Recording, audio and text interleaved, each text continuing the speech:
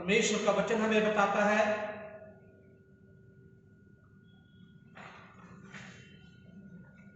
मेरे साथ यहोवा की बड़ाई करो और आओ हम मिलकर उसके नाम की स्तुति करें।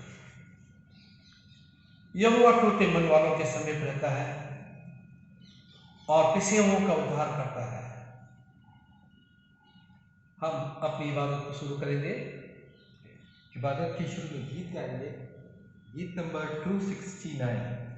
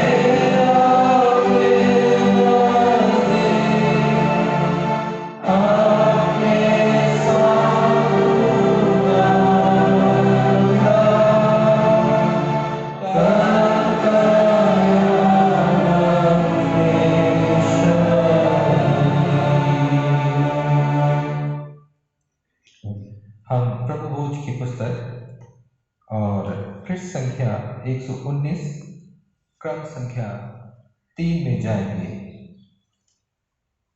प्रभु यीशु मसीह का अनुग्रह, परमेश्वर का प्रेम और पवित्र आत्मा की सहभागिता आप सबके साथ हो। क्रम संख्या 4 हम साथ साथ कहेंगे। सर्वशक्तिमान परमेश्वर, आपके सम्मुख सबके हृदय खुले हैं। आप सबकी अभिलाषाओं को जानते हैं और आपसे कोई भी भेद छिपा नहीं है। अपनी पवित्र आत्मा की प्रेरणा से हमारे हृदय के विचारों को शुद्ध कीजिए, ताकि हम आपसे पूर्ण रूप से प्रेम करें और योग्य रीति से आपके पवित्र नाम की स्तुति करें। हमारे प्रभु यीशु द्वारा, आमीन। क्रम संख्या 5 भी साथ साथ कहेंगे। स्वर्ग में परमेश्वर की महिमा और पृथ्वी पर उसके लोगों को शांति। हे प्रभु परमेश्वर, स्वर्गीय राजा, सर्वशक्तिमान पिता परमेश्वर, हम आपकी आराधना करते, आपको धन्यवाद देते और आपकी महिमा के कारण आपकी स्तुति करते हैं। हे प्रभु यीशु मसीह, परमेश्वर पिता के इकलौते पुत्र, हे प्रभु परमेश्वर, हे परमेश्वर के मेल, आप जगत का पाप उठा ले जाते हैं। हम पर दया कीजिए।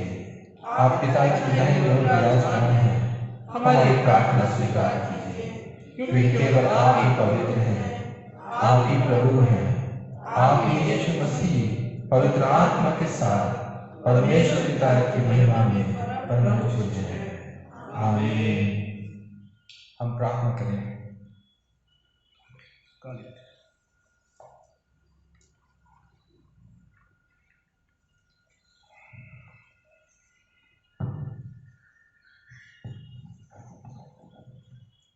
विशेष प्रार्थना। हे सर्वशक्तिमान और शाश्वत परमेश्वर, आप अपनी बनाई हुई किसी भी वस्तु अथवा प्राणी से घृणा नहीं करते और उन सब लोगों के पाप क्षमा करते हैं जो पश्चाताप करते हैं। हमारे भीतर पश्चातापी मन और नया हृदय उत्पन्न कीजिए, ताकि हम अपने पापों के लिए दुखी हों और अपनी कमजोरियों को स्वीकार करें और आपसे, जो परम दयावान है, पूर्ण क्षमा और शांति प्राप्त कर सके। हमारे प्रभु यीशु मसीह के द्वारा, जो आपके और पवित्र आत्मा के साथ एक परमेश्वर है और अब तथा सदा सर्वदा जीवित और राज्य करते हैं। आमीन। जनाब मेहरबानी से बैठ जाए। हम प्रथम पाठ पढ़ेंगे पवित्र शास्त्र में से।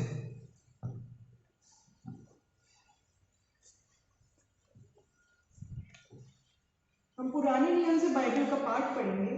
मेरे साथ निकालिए यशाया, उसका 58 चैप्टर, उसकी पहली से लेकर 9वीं आयत।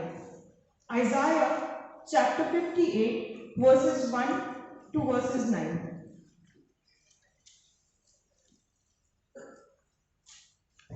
गला खोलकर पुकार, कुछ ना रख छोड़, नरसिंगे का सा ऊंचा शब्द कर, मेरी प्रजा को उसका अपराध अर्थात याकूब के घराने को उसका पाप जता दे।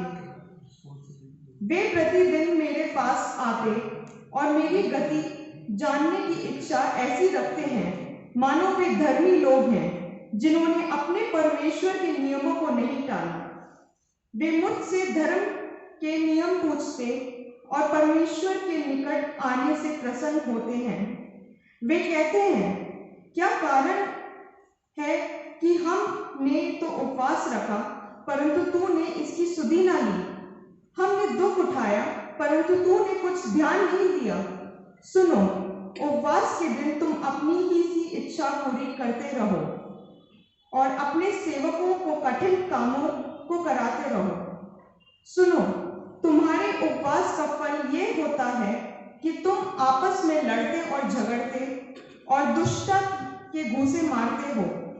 जैसा उपवास तुम आजकल रखते हो, उससे तुम्हारी प्रार्थना ऊपर नहीं सुनाई देगी। जिस उपवास से मैं प्रसन्न होता हूँ, अर्थात जिससे मनुष्य स्वयं को दान करे, क्या तुम इस प्रकार करते हो? क्या सिर के जौ के समान झुकाना, अपने नीचे टाट बिछाना और राख फैलाना ही को तुम उपवास और यहोवा को प्रसन्न करने का दिन कहते हो?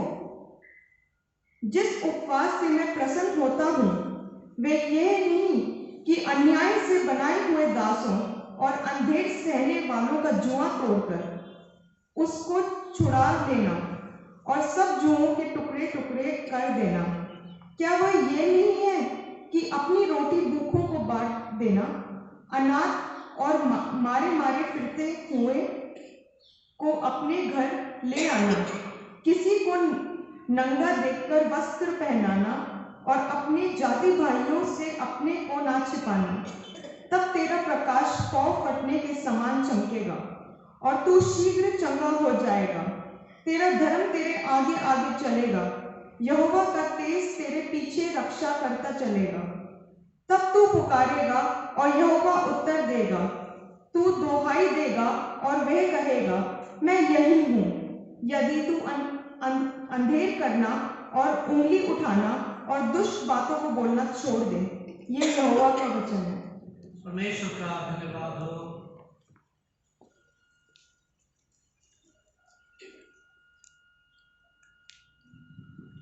उत्तरवादी पाठ होगा वचन संहिता से। सब हम खड़े हो सकते हैं और बाइबल खोल के वचन संहिता 32 उत्तरवादी पाठ में हम सब शामिल हो सकते हैं।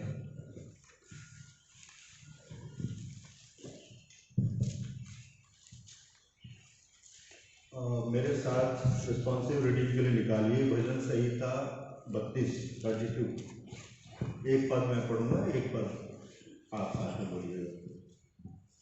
भजन संहिता 32। क्या ही धन्य है वह जिसका अपराध क्षमा किया गया और जिसका पाप ढांपा गया हो। क्या ही धन्य है वह मनुष्य जिसके अधर्म का यहोवा लेखा न ले और जिसकी आत्मा में कपट न हो। जब मैं चुप रहा तब दिन भर कराते कराते मेरी हड्डियां पिघल गई। क्योंकि रात दिन मैं तेरे हाथ के नीचे दबा रहा और मेरी तरावट धूप काल की सी झुर्राहट बनती गई। जब मैंने अपना पाप उस पर पकड़ किया और अपना अधर्म न छुपाया और कहा, मैं यहोवा के सामने अपने अपराधों को मान लूंगा, तब तूने मेरे अधर्म और पाप को क्षमा कर दिया। इस कारण हर एक भक्त तुझसे ऐसे समय में प्रार्थना करे जब कि तू मिल सकता है। निश्चय जब जल की बड़ी बाढ़ आए तो भी उस भक्त के पास न पहुंचेगी। तू मेरे छिपने का स्थान है, तू संकट से मेरी रक्षा करेगा। तू मुझे चारों ओर से छुटकारे के गीतों से घेर लेगा। मैं तुझको दे दूंगा और जिस मार्ग में तुझे चलना होगा उसमें तेरी अगुवाई करूंगा। सम्मति दिया करेगा। तुम घोड़े और खच्चर के समान न बनो जो समझ नहीं रखते। उनकी उमंग लगाम और रात से रोकनी पड़ती है, नहीं तो वे तेरे वश में नहीं आने के। दुष्ट को तो बहुत पीड़ा होगी, परंतु जो यहोवा पर भरोसा रखता है वह करुणा से जुड़ा रहेगा। एक साथ पढ़ेंगे। हे धर्मियों, यहोवा के कारण आनंद और मगन हो, और हे सब सुनने वालों आनंद से जय जयकार करो। परमेश्वर का धन्यवाद। जमात बैठ सकती है। हमारा नए नियम से पाठ होगा, दूसरा पाठ। चलिए।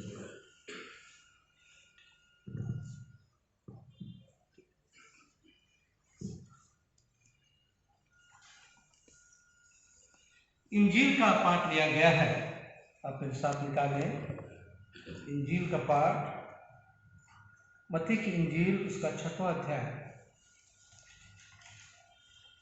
और 1 पद से लेके 7 पद तक, उसके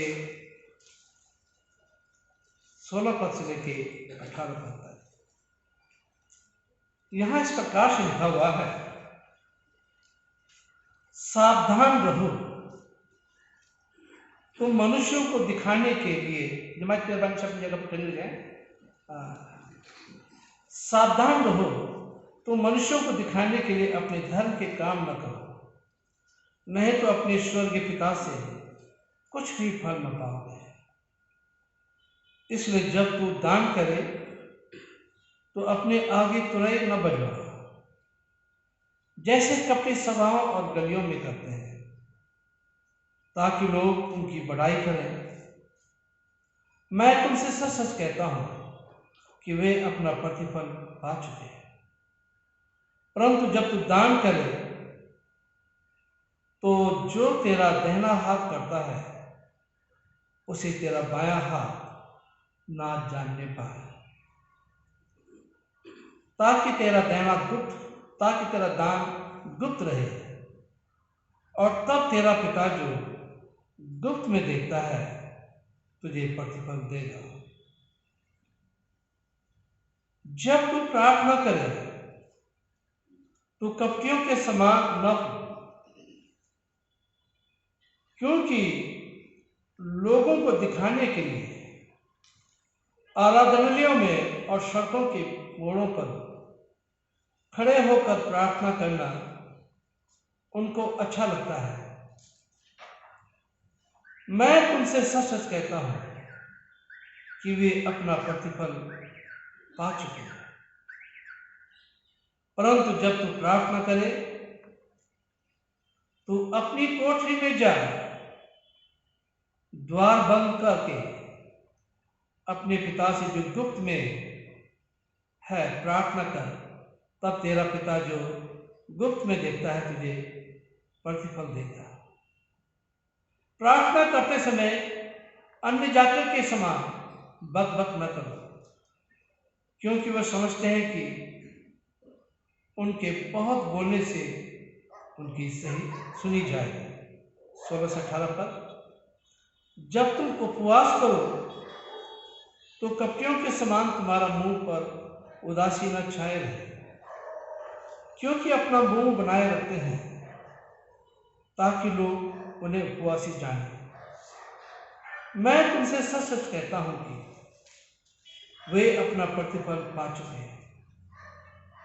परंतु जब तू उपवास करे तो अपने सर पर तेल मल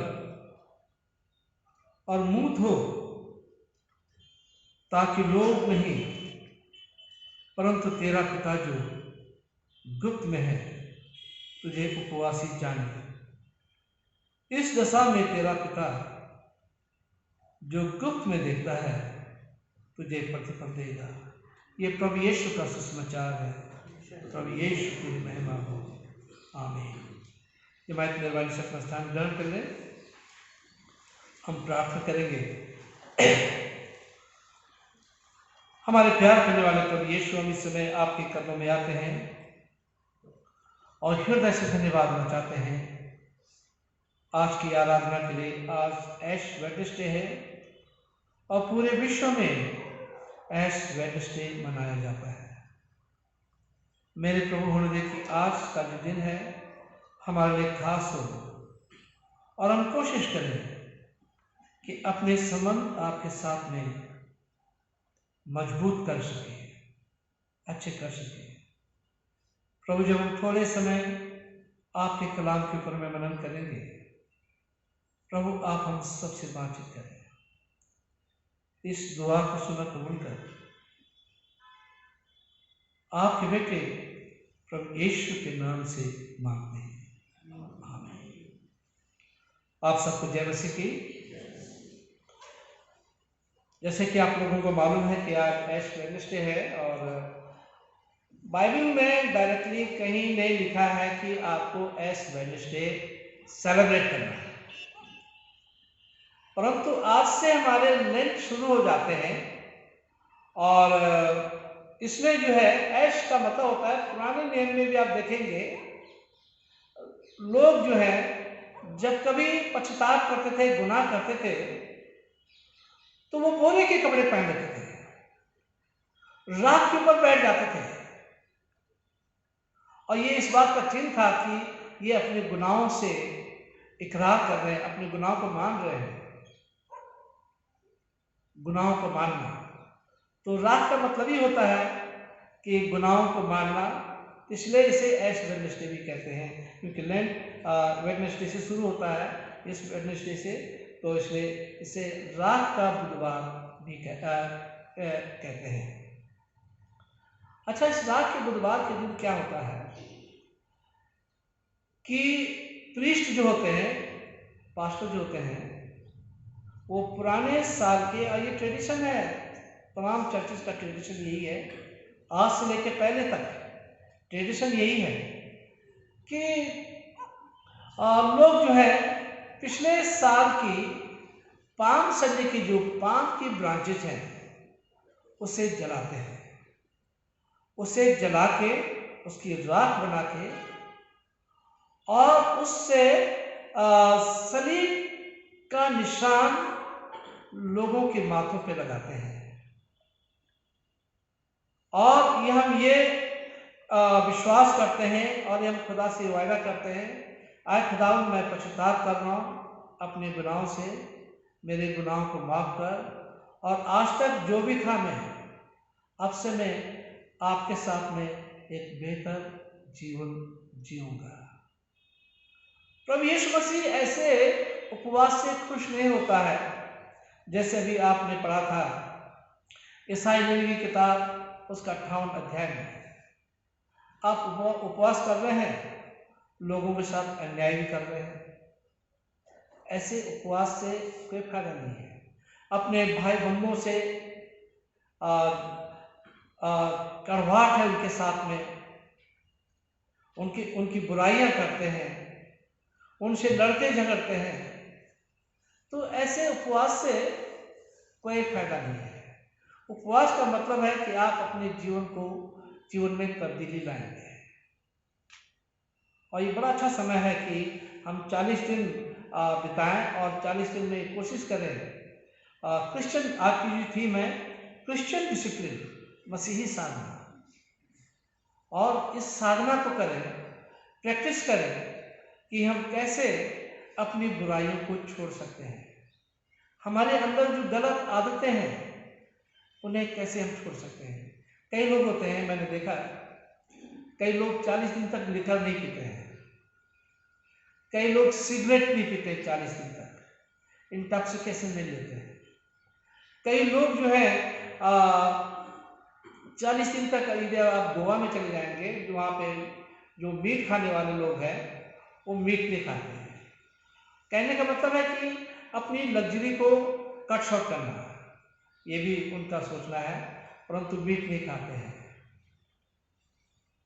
तो उपवास जो है प्रभु यहाँ पे कह रहा है, ऐसा उपवास जो है, अगर आप उपवास कर रहे हैं और उसका सही अर्थ आपको मालूम है और उपवास ठीक से करते हैं तो आशीष मिलेगी।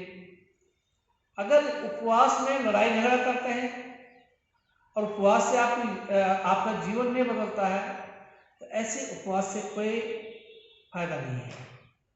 यीशु ने कोई वो नहीं किया कि आपको उपवास करना ही है या इन 40 दिनों के रोजों को मानना ही है, ये बात प्रभु यीशु मसीह ने नहीं कही।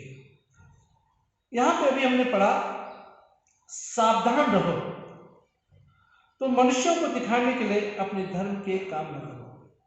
धर्म के काम जो है इंसान को दिखाने के लिए ना करें कि हम कितने धर्मी हैं, हम कितनी ज़्यादा बाइबल पढ़ते हैं, हम कितनी ज़्यादा प्रार्थना करते हैं। और कई लोग बाइबल को हाथ में लिए हुए, चाहे बाइबल से कुछ नहीं आता हो, परंतु बाइबल को हाथ में लिए हुए चलते हैं, ये दिखाने के लिए कि कितने बड़े जो है धर्मी हैं। और प्रभु कहना मांगता है, आई विश जो बाइबल कैरी करते हैं और चलते हैं, दिखाते हैं, वो सचमुच में उनका जीवन अच्छा हो। बाइबल साथ में रखने का मतलब है जीवन हमारा बदल जाना चाहिए। तो यीशु यही कह रहे हैं, सावधान रहने की जरूरत है। मनुष्यों को दिखाने के लिए अपने धर्म के काम न करो। मनुष्यों को दिखाएंगे कोई प्रतिफल नहीं मिलेगा, तो मनुष्यों को दिखा के कोई फायदा नहीं है। रिवॉर्ड देने वाला तो यीशु है, परमेश्वर है, न तो कोई कलीसिया का कोई भी जन ऐसा नहीं है जो आपको रिवॉर्ड देगा और खुश होगा, जिससे कि आपके जीवन में आशीषें आ जाएंगी। सिर्फ यीशु एक ऐसा है जिसके खुश होने से हमें आशीष मिल सकती है। इसमें साफ लिखा है, नहीं तो स्वर्गीय पिता से कुछ भी फल न पाओ।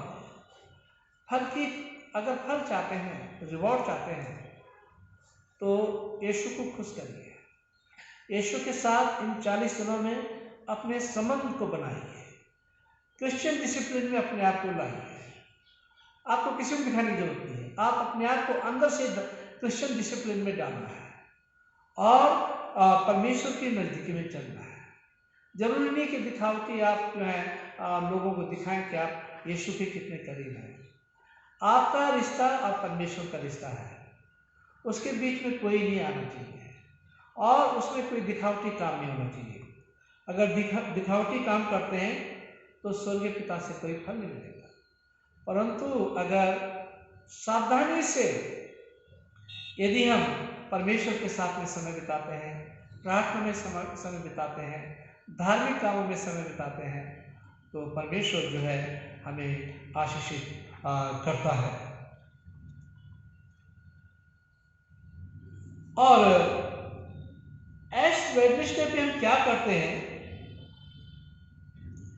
हम एश वेडनेसडे पे ये करते हैं कि we renew the promises made at our baptism. याद करें कि बैप्टिज्म के समय जो आपने वायदे अहद किए थे, शायद आपके ब्याह में आपके पेरेंट्स ने किए हों, गॉड पेरेंट्स ने किए हों, उनसे पूछ सकते हैं या नमाज की किताब ले सकते हैं और क्या क्या वायदे आपने किए, तो ये उन वायदों को दोहरा सकते हैं। कैटेकिज्म की क्लासेस जो आपने पढ़ी हैं और कॉन्फर्मेशन के लिए, या आपके मैरिटल वाउज जो आपने लिए हैं, उन वायदों को याद करें और जो प्रॉमिसेस हैं उन्हें जो है फिर से नहीं करें और फिर से जो है उन्हें फ्रेश करें, और जहाँ जहाँ गलतियाँ हुई हैं उन गलतियों को प्रभु से माफ़ी मांग लें और कह दें, प्रभु मैं इस क्षेत्र में गलत था, मैंने इस वादे को पूरा नहीं किया, मैंने इस वादे को पूरा नहीं किया, प्रभु मुझे माफ कर दे। फिर यीशु कहते हैं, इसलिए जब तू दान करे तो अपने आगे तुरही न बजा। उस जमाने में क्या होता था कि रईस लोग आते थे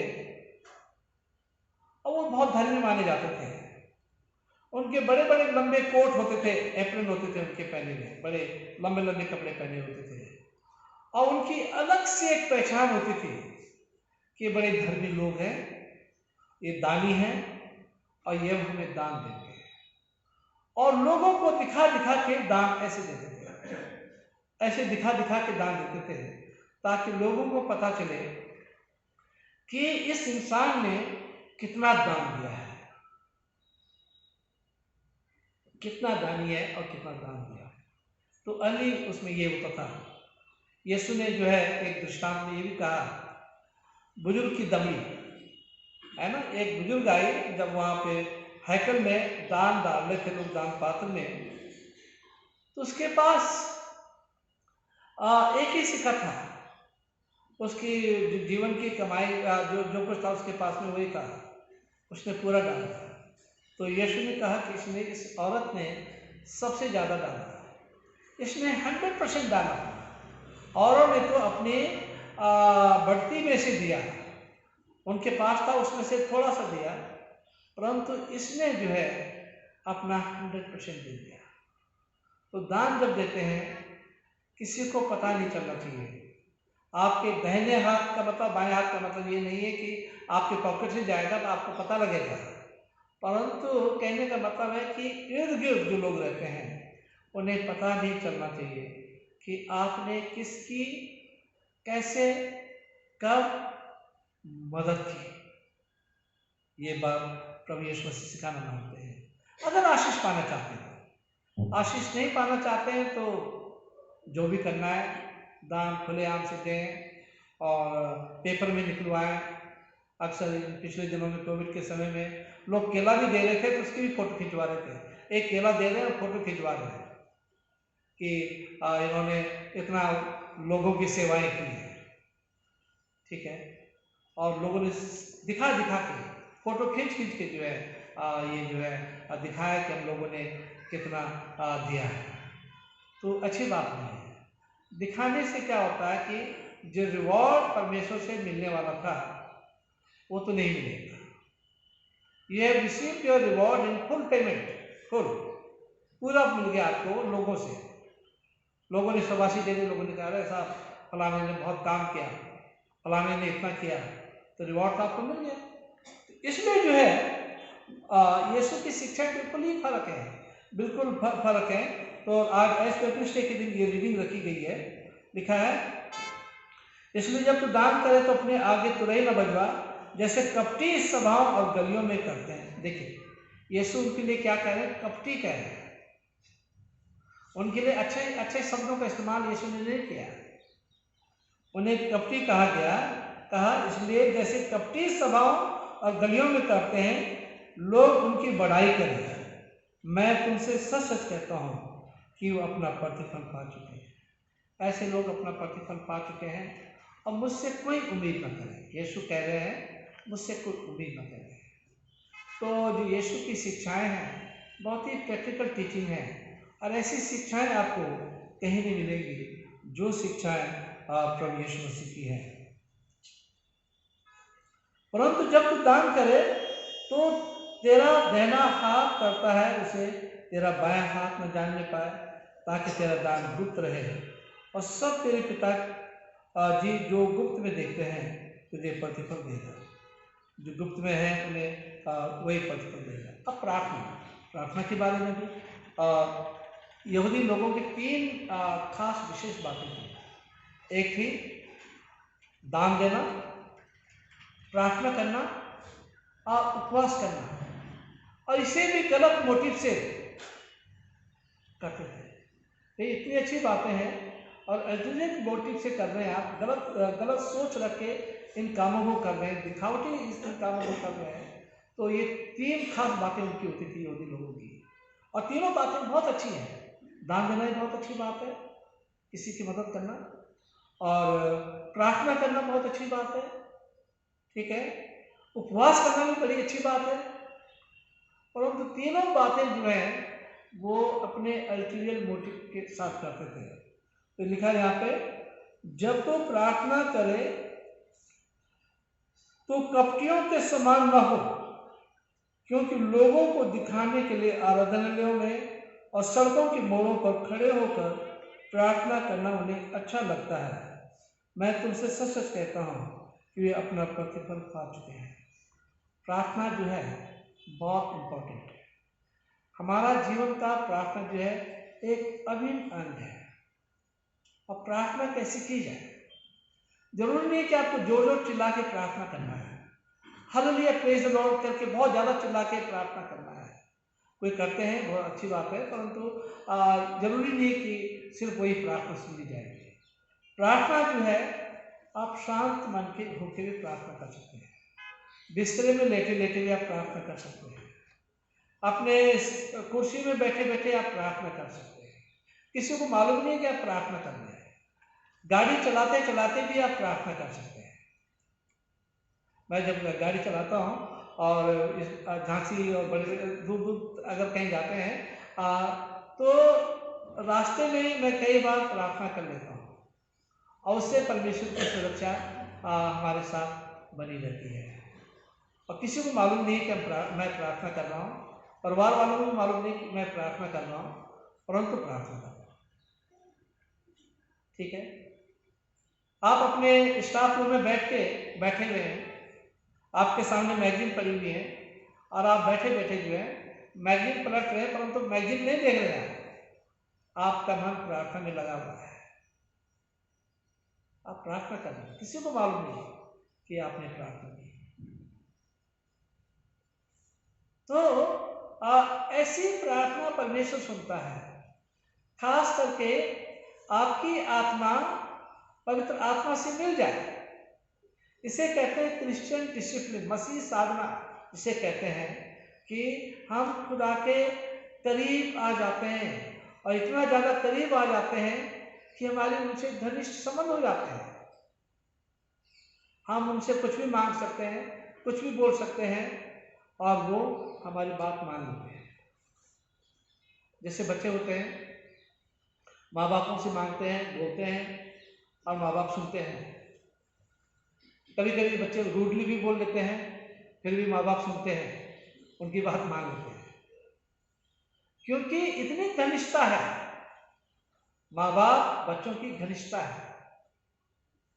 पति पत्नी की घनिष्ठता होती है कि कभी कभी पति रूडली बोल भी जाता है, पत्नी सुन लेती है, पत्नी रूडली बोल जाती है, पति सुन लेता है, क्योंकि घनिष्ठता है।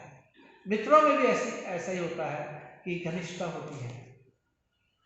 तो इन दिनों में हमें ये कोशिश करनी है, मैं क्या बताना मांग रहा हूँ कि इन दिनों में हम कोशिश करें कि परमेश्वर के साथ में अपनी घनिष्ठता बढ़ाएं, परमेश्वर के हम जितना ज़्यादा करीब हो सके उतनी ज़्यादा जाए।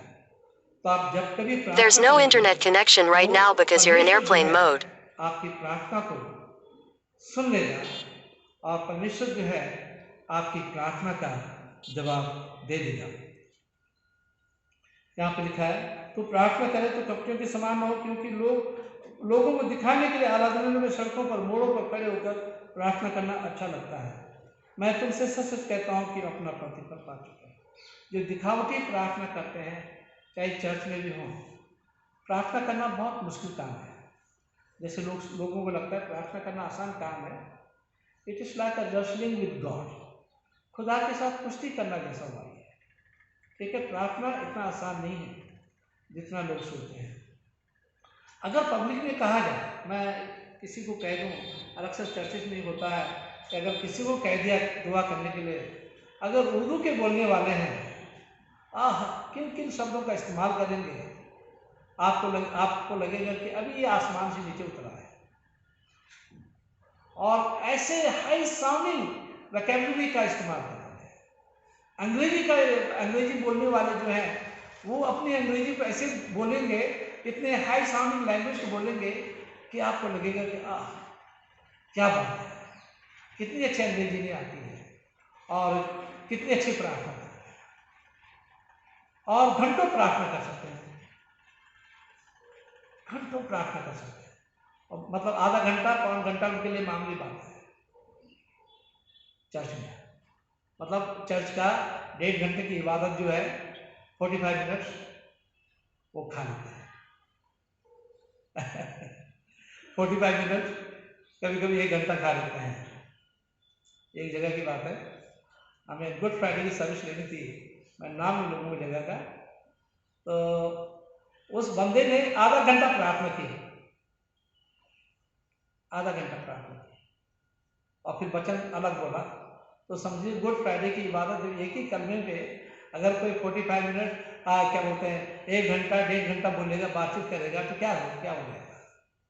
ठीक है, तो कलीसिया में जब बोलते हैं तो घंटों बोल सकते हैं, परंतु प्रार्थना अगर व्यक्तिगत तौर पे प्रार्थना की जाए, मैं सोचता हूँ 5 या 10 मिनट से ज़्यादा प्रार्थना कोई नहीं कर सकता। कितना बड़ा धर्मी इंसान है, बिल्कुल इधर उधर हो जाता है, ठीक से प्रार्थना नहीं कर पाता। 5 से 10 मिनट अगर किसी ने प्रार्थना करना वो कर लिया, तो एक क्रिश्चियन साधना, ये मसीह साधना यही है कि हमें इन दिनों सीखना है कि व्यक्तिगत तौर पे हम कितना ज़्यादा समय प्रार्थना में बिता सकते हैं। व्यक्तिगत तौर से, पब्लिकली नहीं। पब्लिकली तो आप जो है 2 मिनट 3 मिनट 4 मिनट प्रार्थना करें, इससे ज़्यादा प्रार्थना ना करें।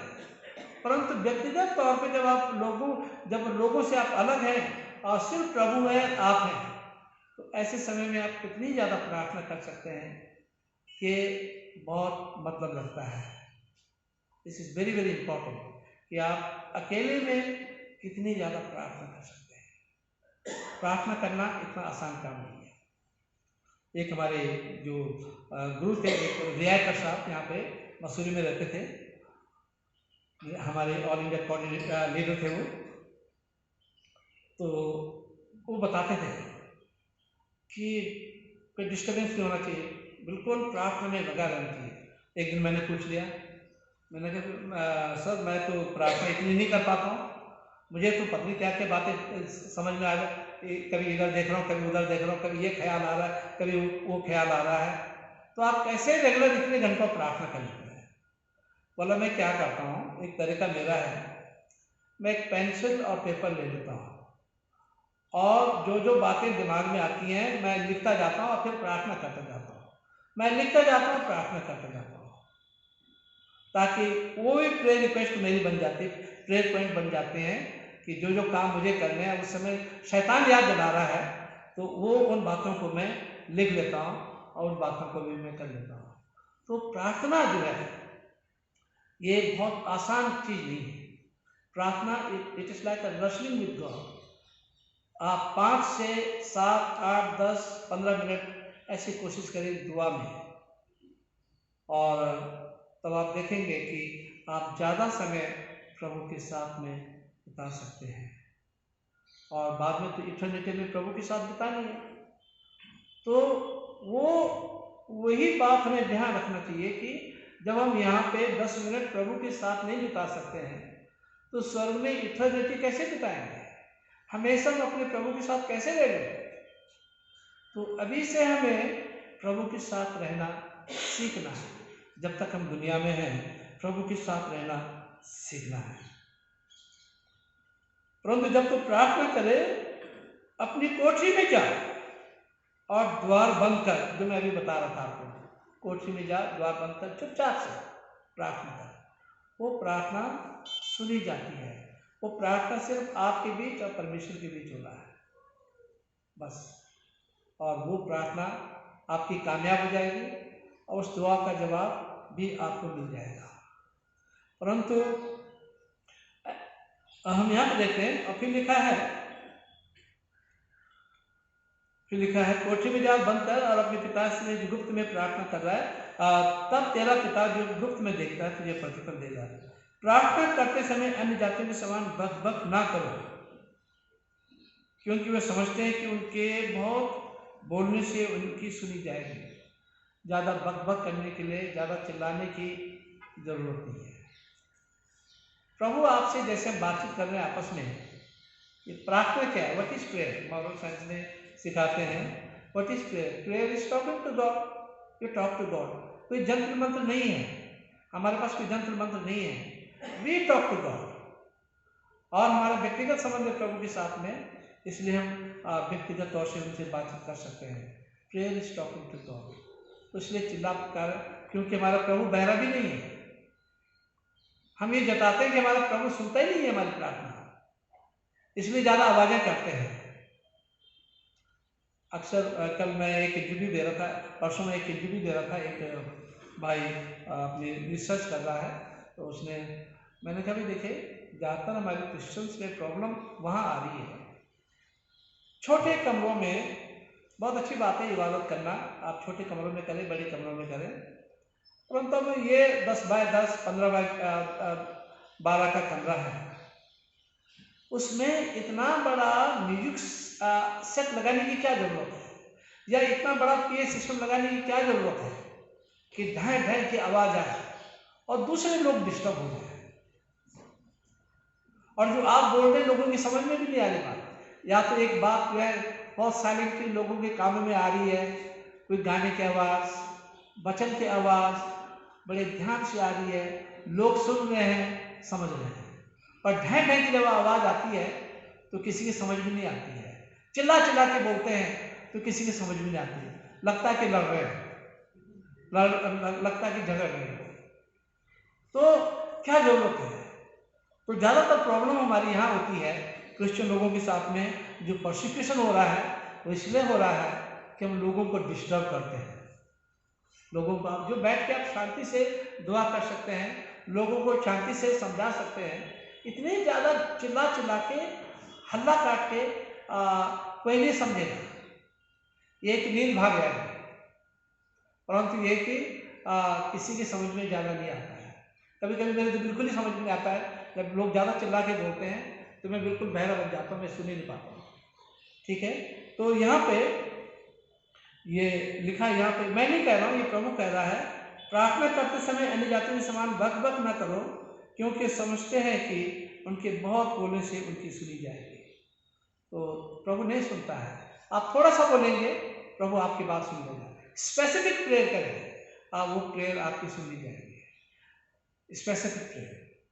फिर उपवास के लिए भी लिखा 16 पद से 18 पद में, उपवास करने से, ऐसे उपवास से फायदा नहीं है दिखावटी उपवास करना। उपवास करने का मतलब है कि जो समय आप नाश्ता नहीं करते हैं और आपने नाश्ता छोड़ दिया, उस समय आपने प्रभु के साथ बिता दिया, तो फायदामंद रहा। परंतु आपने उपवास भी नहीं किया, उपवास भी किया और समय भी नहीं बिताया प्रभु के साथ में, तो बेकार है। फिर लंच आपने नहीं खाया और वो लंच समय भी जो है आपने प्रभु के साथ में बिताया, किसी और काम में बिताया, तो वो भी उपवास बिल्कुल बेकार हो जाएगा। तो जब उपवास करते हैं तो वो समय आप प्रभु के साथ में बिताएं। फिर जो है ये नहीं कि आपने जो है दिन में नहीं खाया, सुबह नहीं खाया, शाम को डबल खा लिया या ट्रिपल खा लिया, ये भी अच्छी बात नहीं है। लोग अक्सर ही करते हैं और उपवासों के समय ज़्यादा पैसा खर्च कर लेते हैं। दूसरे लोग व्रत रखते हैं, वो खीर और ये और वो मेवे खाते हैं, डबल एक्सपेंडिचर हो जाता है ना। हम लोग भी शाम को बड़े अच्छा खाना, तो उससे कोई फायदा नहीं है। जब आप ब्रेकफास्ट नहीं करते हैं, लंच नहीं करते हैं, अपनी लग्जरी को छोड़ते हैं, तो उस पैसे को आप क्या करते हैं, एक सेल्फ डिनायल इन लव में आप जरूर ले जाएं। उसमें प्रोग्राम है, उसमें आपकी यहाँ जिन्होंने प्रेयर मीटिंग रखी है उसमें आप देख लें। तो और उस लिफाफे में जब गुड फ्राइडे को आप रिटर्न करें तो उसमें जो आपने नाश्ता नहीं किया, लंच नहीं किया और जो आपने लग्जरी छोड़ी है कि आपने ये नहीं खाया, वो नहीं किया, ये खरीदना था आपको वो नहीं खरीदना है, वो नहीं खरीदेंगे। कुछ लोग क्या सोचते हैं कि हमें नई कार खरीदनी थी तो नहीं खरीदी साहब, तो हम क्या करेंगे, उसका जो इंटरेस्ट है उससे हम जो है उसमें डाल देंगे। ठीक है, कोई नई चीज़ पैंट खरीदनी थी, नहीं खरीदी हमने। नया सूट खरीदना था, लेडीज नया सूट खरीदते हैं, साड़ियाँ खरीदती हैं, नहीं खरीदती हैं, और वो पैसा जो है आपने उसमें डाल दिया।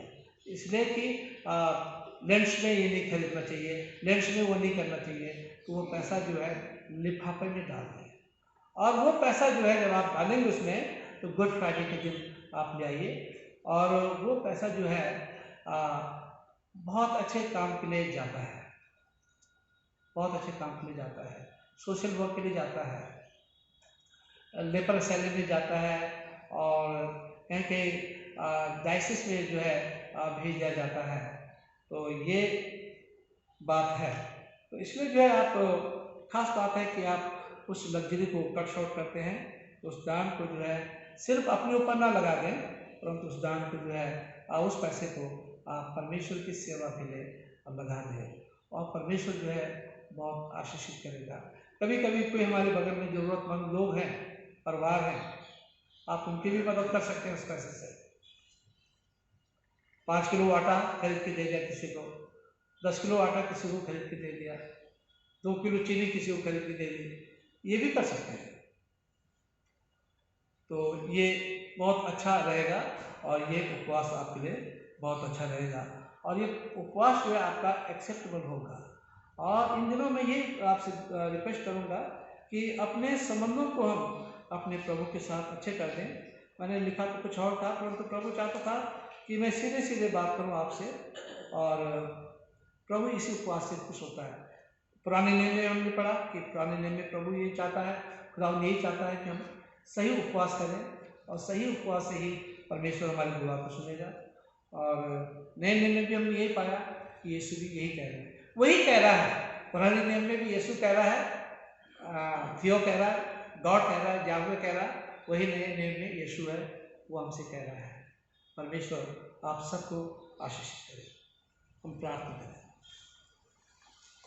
प्रभु यीशु, हम इस समय आपके कदमों में आते हैं, हृदय से धन्यवाद देना चाहते हैं इस वचन के लिए जो हमारे सामने बोला गया है, और देखिए हम योजनाओं की सही मतलब समझ सके, प्रार्थना में और समय ज़्यादा बिता सकें, और प्रैक्टिकल हो सके।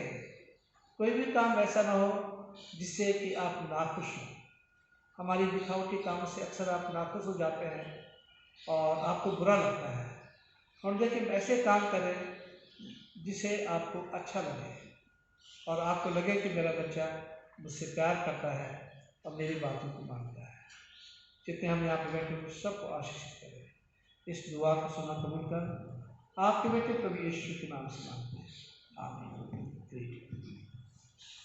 हम निकाय का विश्वास वचन बोलेंगे। ये हम 123 पृष्ठ और 14 खंड में, प्रभु की पुस्तक पृष्ठ संख्या 123 और खंड 14, प्रेरित का विश्वास वचन। हम सब खड़े हो जाए और अपने विश्वास को हम दोहराएंगे। मैं सर्वशक्तिमान पिता, स्वर्ग और पृथ्वी की सृष्टि करता परमेश्वर पर विश्वास करता हूँ। मैं उसके इकलौते पुत्र हमारे प्रभु यीशु मसीह पर विश्वास करता हूँ। वो पवित्र आत्मा के साथ से गर्भ में आए और कुआरी मरियम से जन्मे। उन्होंने पैंतीस सृष्टि शासन में दुख होगा, वो क्रूस पर चढ़ाया गया, मारे और गाड़े गए, मृत्यु को लोक में उतरे, तीसरे दिन वो जी उठे, वह स्वर्ग पर चढ़ गए और पिता की दाहिनी ओर विराजमान है। वो जीवित और मृतकों को बनाए चढ़ने को फिर आएंगे। मैं पवित्र आत्मा पर, पवित्र सार्वभौमिक कलीसिया पर, सत्य की संगति, पापों की क्षमा, देह के पुनरुत्थान और शाश्वत जीवन पर विश्वास करता हूँ। आमीन।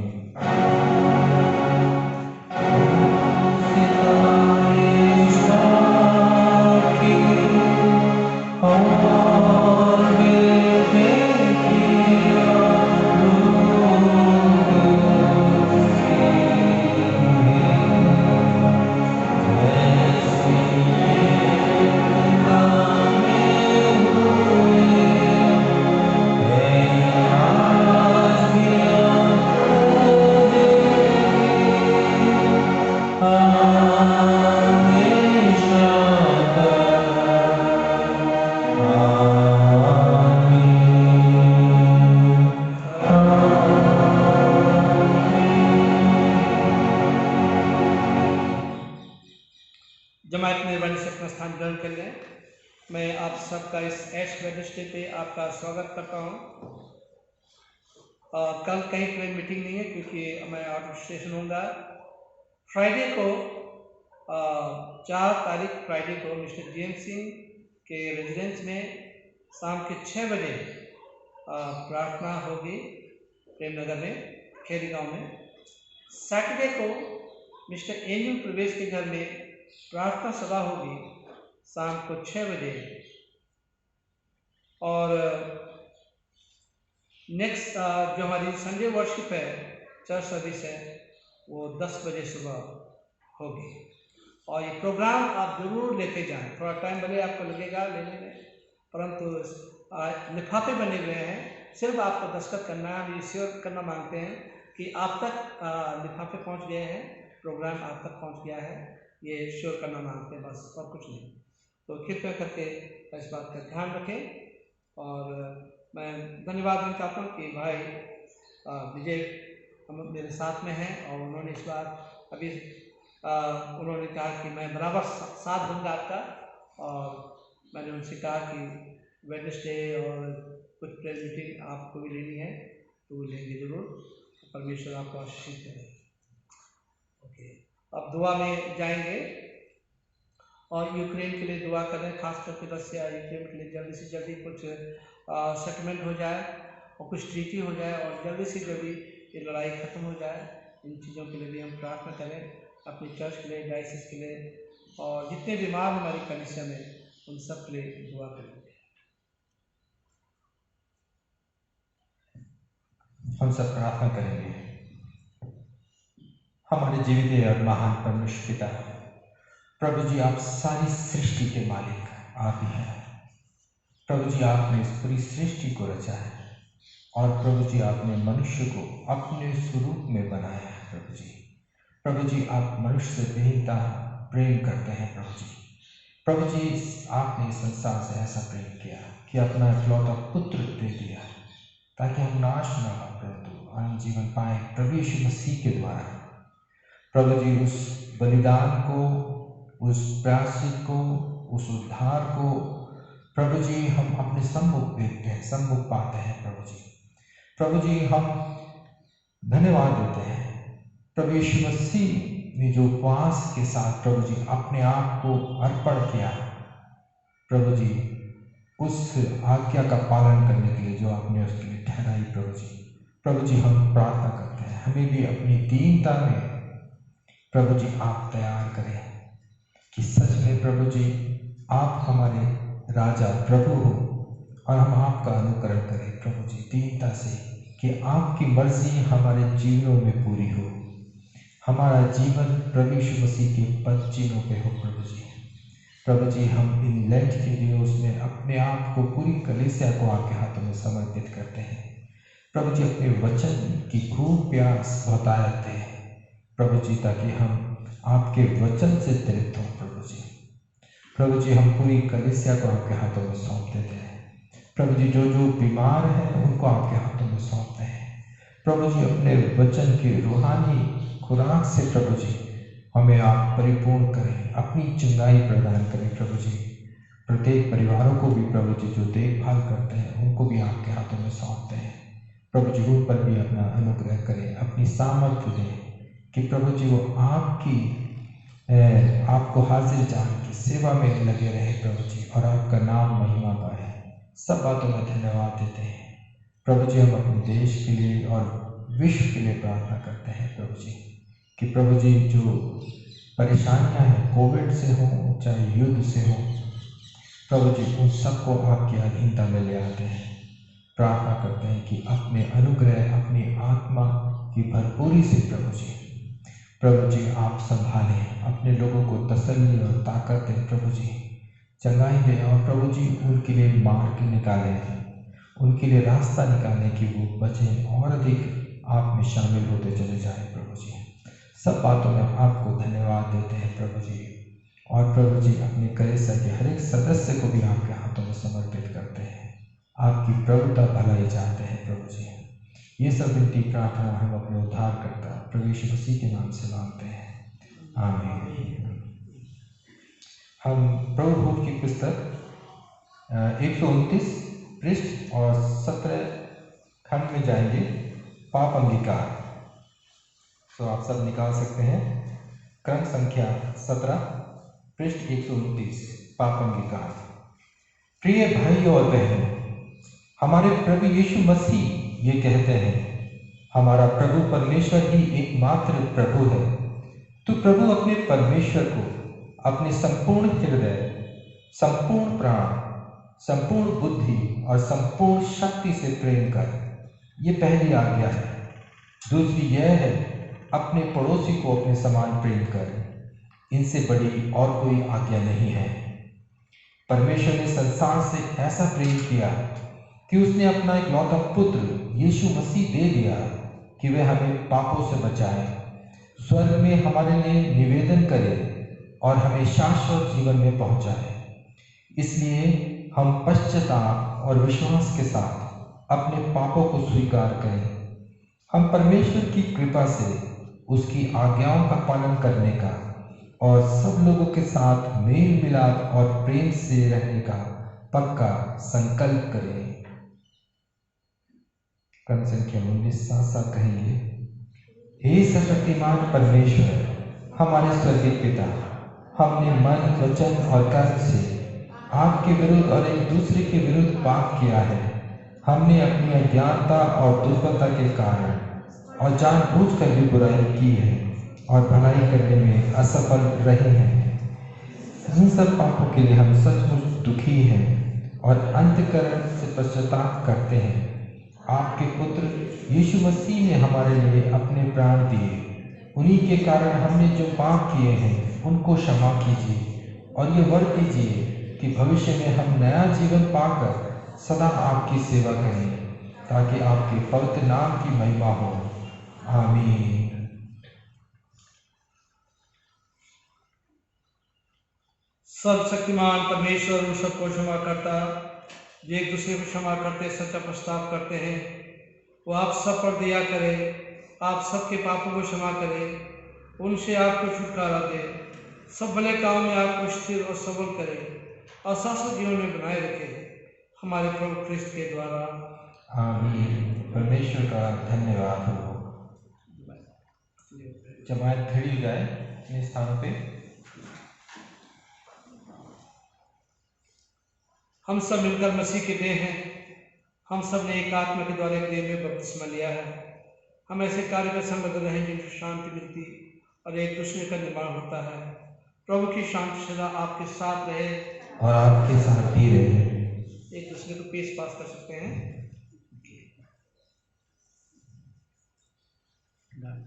हम गीत गाएंगे 425 रोमन गीत की पुस्तक में से, और इसके दौरान ऑफरिंग भी कलेक्ट की जाएगी, हदिया दिया जाएगा 425 रोमन की पुस्तक में से।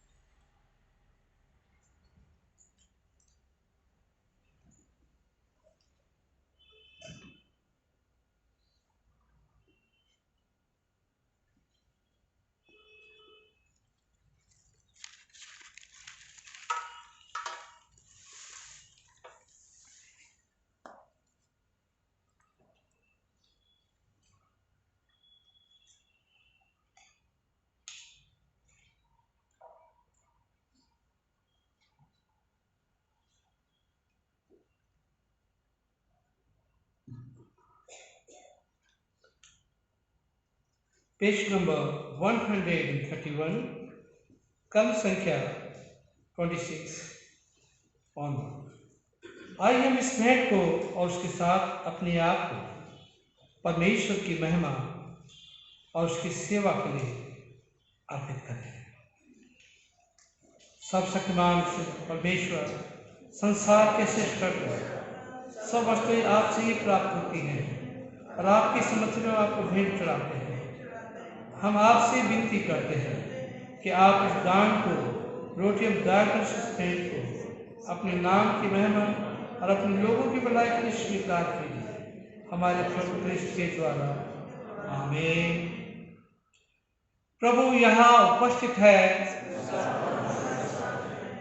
अपना हृदय प्रभु में लगाओ। हम अपने प्रभु परमेश्वर को धन्यवाद दें। हे पवित्र पिता, स्वर्गीय राजा, सर्वशक्तिमान और शाश्वत परमेश्वर, यह उचित नहीं वरन हमारा कर्तव्य आनंद भी है कि हम हर समय हर जगह आपके इकलौते पुत्र हमारे प्रभु यीशु मसीह के द्वारा आपको धन्यवाद दें, आपकी स्तुति करें। वही आपका सत्य और जीवित वचन है। उसी के द्वारा आपने आदि से सब वस्तु की सृष्टि की और हमें अपने स्वरूप में बनाया। उसी के द्वारा आप संसार में आने वाले प्रत्येक व्यक्ति को ज्ञान से प्रकाशित करते हैं। आपने युग युग में नबियों और विद्वानों को नियुक्त किया कि वे हमें आपका मार्ग दिखाएं। उसी के द्वारा आपने हमें पाप के बंधन से मुक्त किया है। आपने उसे दिया कि हमारे लिए मनुष्य बने, क्रूस पे अपने प्राण दे और मृतकों में से फिर जी उठे। उसी के द्वारा आप अपना पवित्र एवं जीवनदायक आत्मा में प्रदान करते हैं, जिससे हम आपके संतान बने और आपकी नई सृष्टि के प्रथम फल हों। साथ मिलकर कहेंगे, इसमें संतों और लोगों के साथ जो आपके सियासत के सामने निरंतर आपकी स्तुति करते हैं, हम भी आपके नाम की महिमा प्रदान करते हैं और यह कहकर आपकी सराहना करते हैं, पवित्र पवित्र पवित्र प्रभु तथापि सर्वशक्तिमान परमेश्वर, स्वर्ग पृथ्वी आपके स्वर से परिपूर्ण है, परम धाम है भूषण। जिस रात प्रभु यीशु पकड़ाए गए, उन्होंने रोटी ली और आपको धन्यवाद देकर थोड़ी अपने शिष्यों को देकर कहा, लोग खाओ, ये मेरी देह है जो तुम्हारे लिए दी जाती है, मेरी स्मृति में ऐसे ही किया करो। इसी प्रकार भोजन के उपरांत उन्होंने कटोरा लिया और आपको धन्यवाद देकर उनको दिया, कहा, तुम सब इसमें से पियो, क्योंकि नई वाचा का मेरा रक्त है जो तुम्हारे बहुतों के पापों की क्षमा के निमित्त बहाया जाता है। तुम जब कभी इसे पियो तो मेरी स्मृति में ऐसे ही किया करो। इसलिए स्वर्गीय पिता, आपके पुत्र की स्मृति में हम इस रोटी और दाखरस के अनुष्ठान के लिए अलग करते हैं।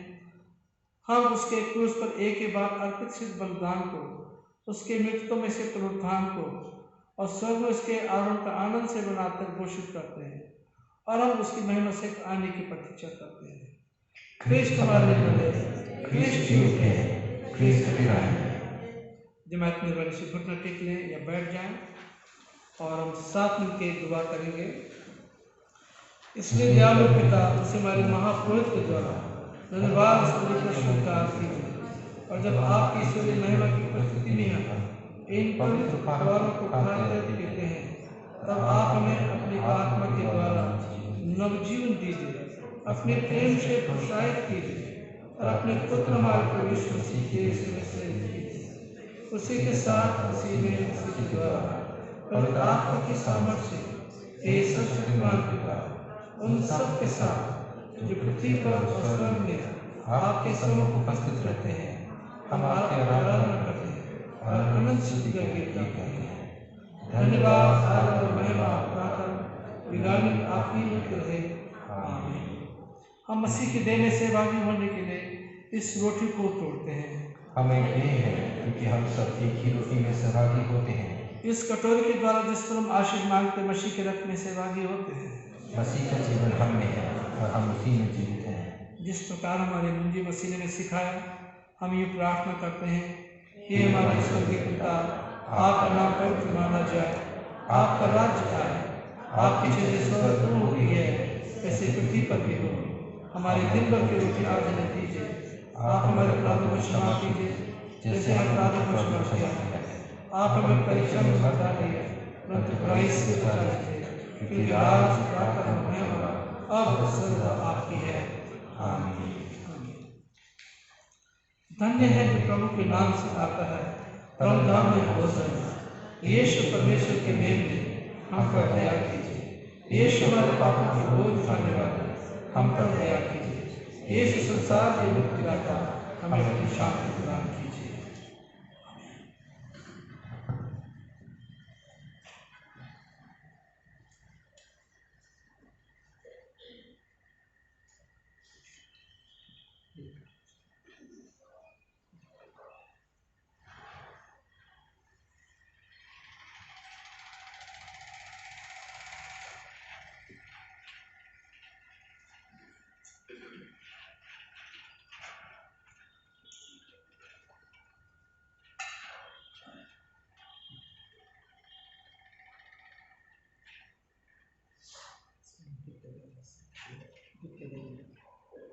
विश्वास के साथ पास आओ हमारे प्रभु यीशु मसीह की देह को जो उन्होंने तुम्हारे दी और उनके रक्त जो उन्होंने तुम्हारे बहाए।